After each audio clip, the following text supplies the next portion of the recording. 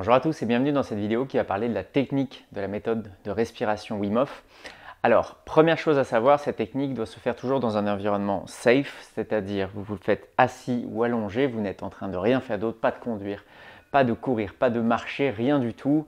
Et vous êtes surtout dans un environnement où vous êtes assis confortable, où il n'y a rien de dangereux autour. Vous ne faites surtout pas ça dans de l'eau lorsque vous êtes en train de nager.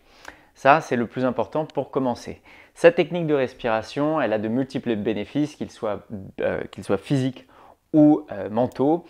Il y a pas mal d'études scientifiques qui ont été faites dessus. Je vous invite à regarder tout ça sur Internet. Pour résumer très rapidement, elle va être très bonne pour le stress, très bonne pour la récupération, qu'elle soit sportive ou autre. Elle va être très bonne pour tout ce qui va être inflammatoire, pour aider le corps à combattre l'inflammation, à la réduire. Et pour tout ce qui va être douleur.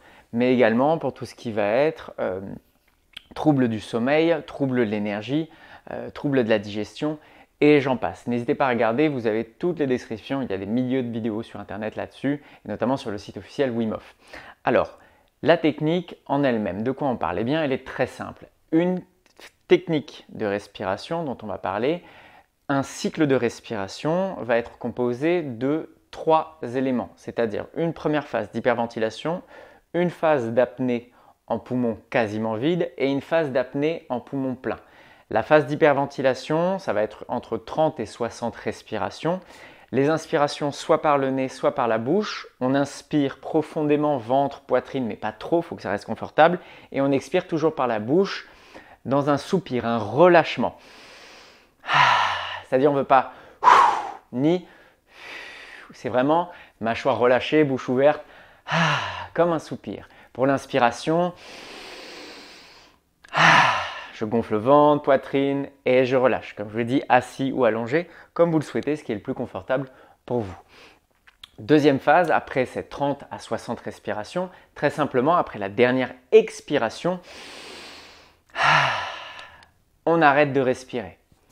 Je n'ai pas vidé complètement les poumons volontairement, j'ai juste fait mon expiration normale, c'est-à-dire qu'il me reste entre 10 et 30% d'oxygène dans les poumons. On ne cherche surtout pas à vider au maximum. Et là, dans cette deuxième phase, on va rester entre 30 secondes et 3 minutes en apnée. Le but n'est pas de faire le plus longtemps possible, le but c'est de vous écouter. C'est-à-dire, à partir du moment où vous sentez que vous avez besoin de respirer, vous respirez. Mais vous allez voir, vous aurez besoin de respirer beaucoup plus tard que vous l'imaginez. Vous allez pouvoir rester entre 1 minute et 2 minutes sans respirer facilement.